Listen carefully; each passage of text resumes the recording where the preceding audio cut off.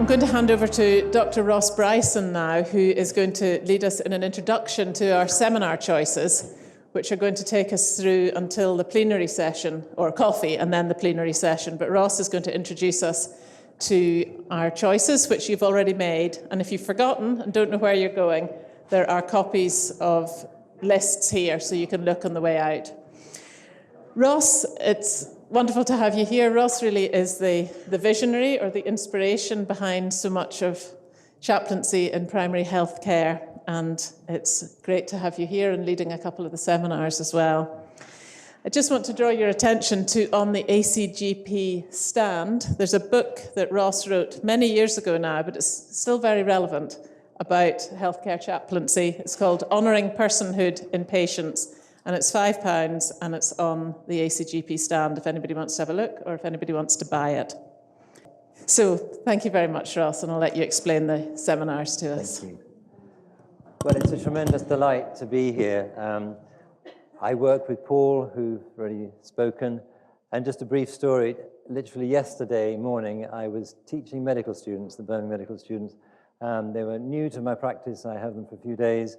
And we consult with patients, and there was a lady who came in, and for her perspective, she wanted to talk about her depression and changing her medication, but she was also seeing one of our primary healthcare chaplains, I saw that from the records, and she began talking about what it was going on for her, reviewing her depression, how she was being helped by the practice. The medication was being helpful, but she talked about the chaplain she's seeing and described her as well, let me just say, the lady had 3 major bereavements in the last 12 months. Very close family members, including her daughter, had died. And so her life was rocked up all over the place, and she was really, really struggling.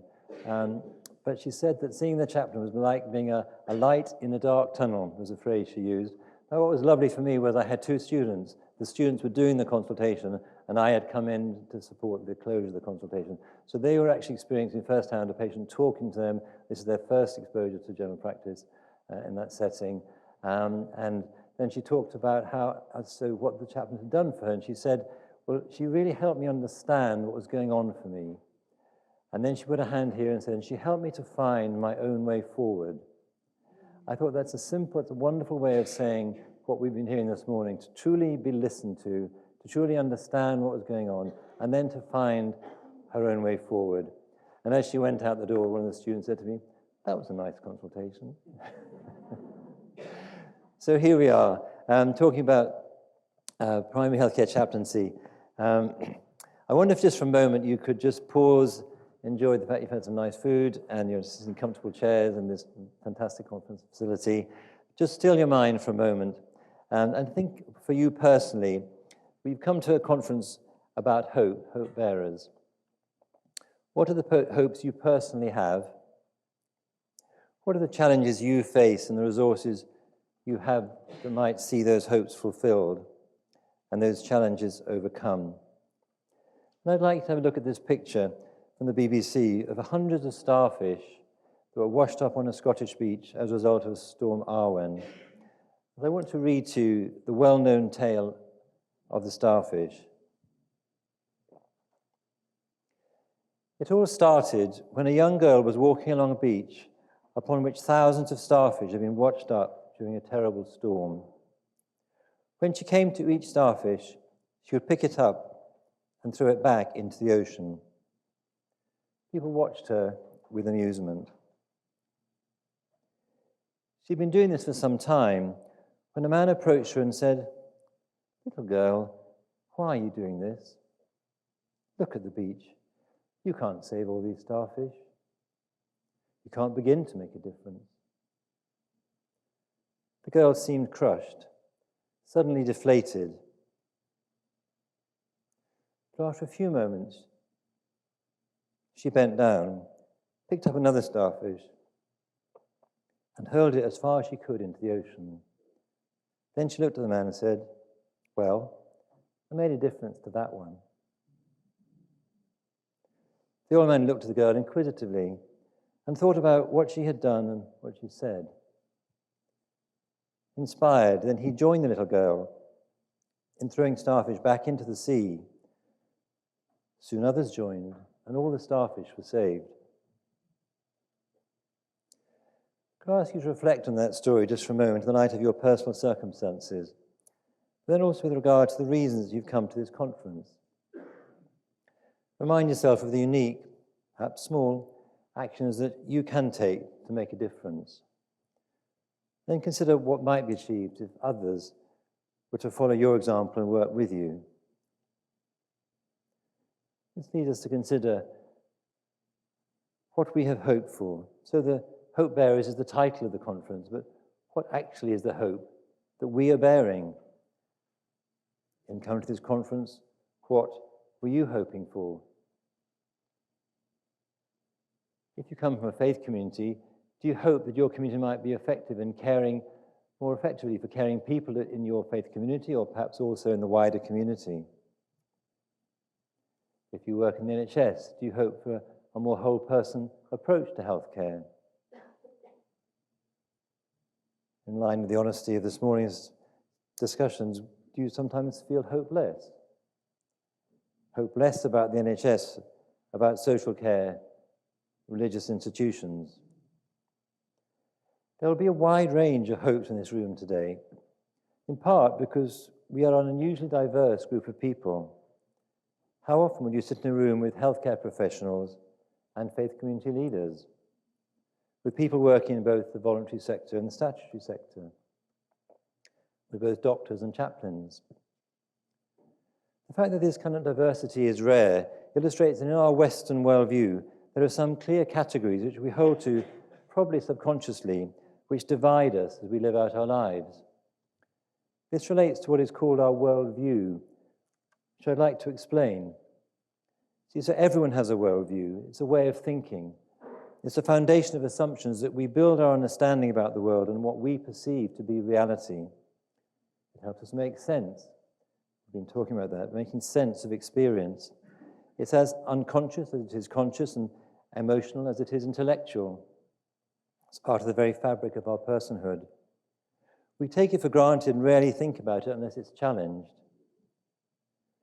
And more than we realize, our worldview has been influenced by the predominant philosophies of the Western world since the Enlightenment of the 17th and 18th centuries, with those ideas of freedom of thought and expression, belief in reason and in progress, the values of scientific inquiry, and other ideas which change forever the intellectual landscape of the Western world. And so in this modern period, up to about the 1960s, the predominant view of who we are as human beings might be summarized by this model.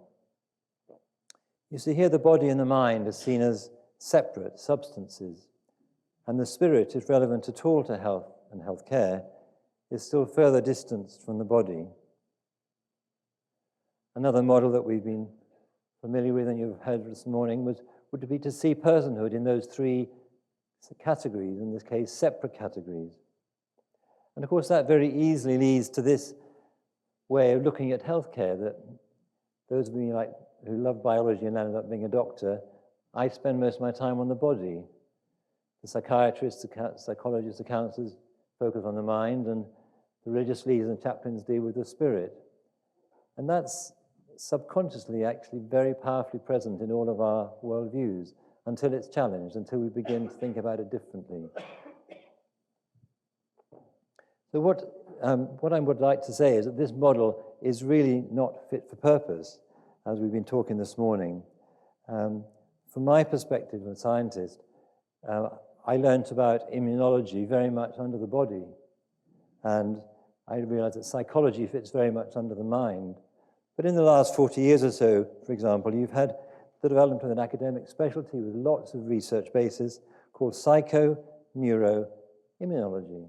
Psychoneuroimmunology, one specialty crossing those boundaries. These boundaries are obviously inaccurate, unhelpful, and I hope that from today and we'll be part of a movement that will continually say we need another way of looking at human beings, another way of living our life out, and not in this way. But now to put your seminars into context, forgive me for being simplistic, but if we could build up a model of all the types of care that go on for everyone in the UK, here it is, okay? So a lot of care for people in our communities happens through social care and community care. Lots and lots of voluntary sectors, as well as local government, provide a huge amount of important care for people in our communities. We have lots and lots of care provided by faith communities. And on the left-hand side of the model, you see faith communities providing care for people in their community, which is incredibly important and part of the fabric of our society. But that overlap there between social and faith communities is very much what we want to be considering today. So this area where faith communities actually provide community care, and I think we're seeing a growth in that post-pandemic. I mean, as you know, the pandemic showed the vital importance of faith communities in community care. So that's a big part of our seminars, and some of our seminars will focus on that particularly.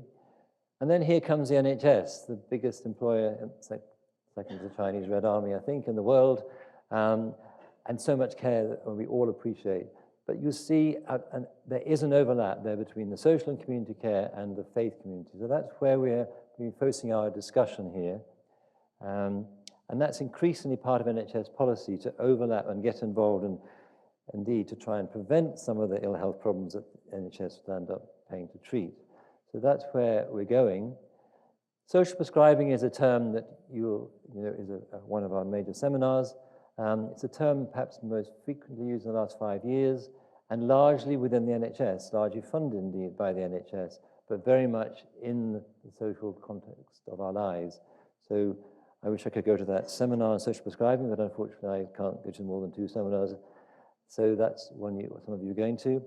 And then what we're all talking about is primary healthcare chaplaincy. So if you look carefully at that, it definitely overlaps with social prescribing. It overlaps with community, obviously. It overlaps with faith communities, but it's within the NHS. And that's one of the challenges I really want to look at today. The NHS is as it is, and we need to work within it where we can. So that's where our seminars are going. And I'm just going to tell you where they are shortly, but I've rearranged the list here just to say that 3 of our seminars are about primary healthcare chaplaincy partnering with others. So we partner with social prescribing, we partner with faith communities, and we partner with public health and other ways of community engagement. And then 3 of the seminars are about exploring in more detail the nature of primary healthcare chaplaincy. So how it's provided, supervised, legislated for and governance in the top, and then the interface between what goes on in the talking therapy there with holistic CBT, active listening, coaching, that's another seminar, and then finally maintaining excellence, so high standards, professionalism, what does that look like? So those are the 3 seminars that we've set up, and I've criticized myself for having so many seminars, and I'd like to go to all of them, but we have to have chosen 2, and so we're going to move, and we have 9 minutes before the start of the first seminar, and it'd be great if we could try and keep to time. Just before we do that, Jeff Lake is the Public Health Director. I wonder if you could just introduce yourself. He will be leading the public health one, and he hasn't been, Jeff, to come down, he hasn't been introduced in public yet, but otherwise, just tell us a little about yourself, because not anyone can come to your seminar. Thanks. I'm Jeff Lake, Deputy Director of Public Health for Westminster and Kensington and Chelsea, and also an Anglican priest, and it's a great privilege to be with you today. And yes, I'll see some of you in that session on some of the links with public health, community engagement, and chaplaincy. Thanks. Thank you. Thanks, folks. 7 minutes to the start of your seminars.